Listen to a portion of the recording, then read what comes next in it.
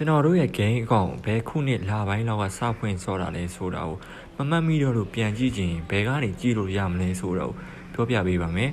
game အကောင့်စဖွင့်စောတဲ့ခုနှစ်လကိုတည်ထားတင်ပါတယ်မိတ်ဆွေရဲ့အကောင့်ကအကြောင်းမျိုးမျိုးကြောင့်ဝင်မရတော့လို့ hack ခံလိုက်ရတာမျိုးပဲဖြစ်ဖြစ် recovery form တင်ပြီးဖြည့်တဲ့နေရာမှာစဖွင့်စောတဲ့ရက်လတွေဖြည့်ရမှာဖြစ်တဲ့အတွက်ကြောင့်ပါပြန်ကြည့်လို့ရမယ့်နေရာ၃မျိုးရှိပါတယ်။တစ်မျိုးကတော့ game တွေကနေကြည့်လို့ရမှာဖြစ်ပြီးနောက်2မျိုးကတော့ Facebook နဲ့ Google ကနေပြီးတော့ရှာပြီးတော့ကြည့်လို့ရပါတယ်။ကဲဗီဒီယိုလေးကိုစလိုက်ရအောင်ဗျာ။ကျွန်တော်တို့ game ထဲရောက်ပြီဆိုတော့ account profile လေးတွေကိုတွားမယ်။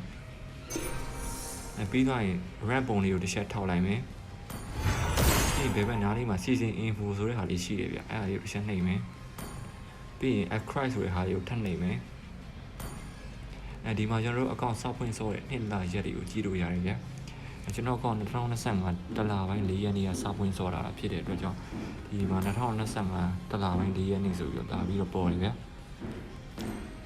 ဒီနည်းနဲ့လေးနဲ့ကျွန်တော်တို့ game တွေကနေပြီးတော့အကောင့်စောက်ဖွင့်စောတဲ့ရက်တွေကိုကြည့်လို့ရပါတယ်။ game အကောင့်စောက်ဖွင့်တော့က Facebook နဲ့ရှိတ်ဘူးလေဆိုရင် Facebook အကောင့်မှာစောက်ဖွင့်စောတဲ့နှစ်လရက်တွေကိုဘယ်လိုပြန်ကြည့်လို့ရမလဲဆိုရင်ကျွန်တော်တို့အကောင့် setting တွေကိုတွားမယ်။ပြီးရင် APPN website ဆိုပြီးတော့ရိုက်ရှာလိုက်မယ်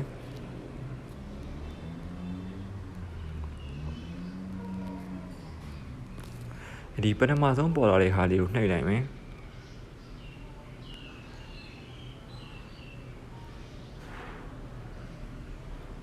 ဒီမှာကျွန်တော်တို့အကောင့်စဖွင့်စောတဲ့နှစ်လရက်တွေကိုပြန်ပြီးတော့ကြည့်လို့ရတယ်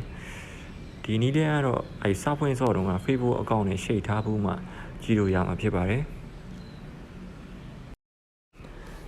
Google အကောင့်ကနေပြီးတော့စဖွင့်စောတဲ့နှစ်လရက်တွေကိုကြည့်နေရတော့အရင်ဆုံး Play Game ဆိုတဲ့ software လေးကိုအရင် down လိုက်ပါdown ပြီးတော့ရင်တော့ iSoftware လေးတွေကိုဝင်လိုက်ပါဝင်ပြီးတော့ရင်ကျွန်တော်တို့ဘယ်ဘက်နားလေးက profile ဆိုတဲ့ဟာလေးရှိပါတယ် profile လေးတွေကိုဝင်လိုက်ပါဒီနေရာမှာ achievement ဆိုတဲ့နေရာမှာအရင်ကမိတ်ဆွေကချိန်ထားဘူးလေဆိုရင်တော့ဒီ achievement ဆိုတဲ့နေရာမှာ